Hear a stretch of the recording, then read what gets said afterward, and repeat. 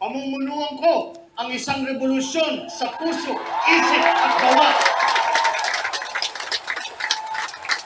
Tungo sa isang tunay at makabuluhang pagbabago.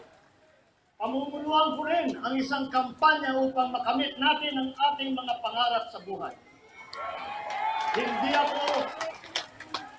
Hindi ako makapapayag na mawala sa atin ang ilang bahagi ng ating bansa. Ipaglalaban ko ang integridad ng ating mahal na Pilipinas. Ibabalik natin ang respeto at paggalang ng buong mundo sa Pilipino. Ibabalik natin sa tulong ninyo ang pagkilala sa Pilipino bilang isang matalino at magaling na lahi.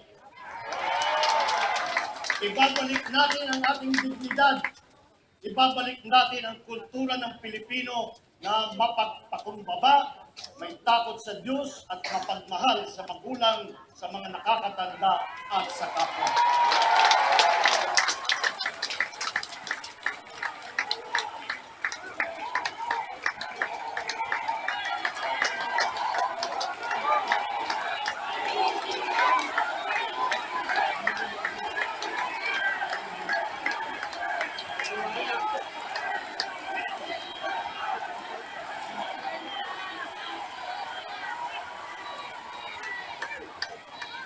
Sa tulong ninyo at ng sambayanan, pangungunahan ko rin ang isang revolusyon sa isip at gawa upang marating natin ang ating pinapangarap na isang matahimik, maunlad na bayan at masiglang mamamayan.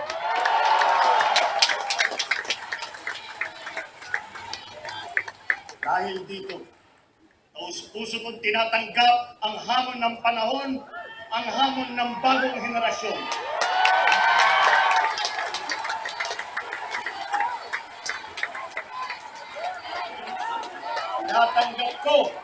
Tinatanggap ko ng buong pagpakumbaba ang hamon ng bayan.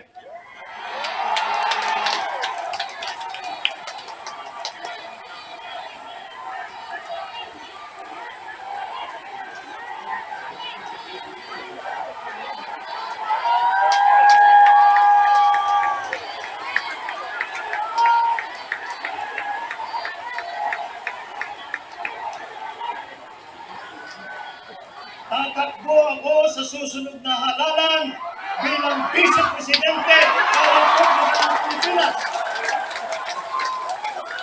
Mabuhay ang Pilipino!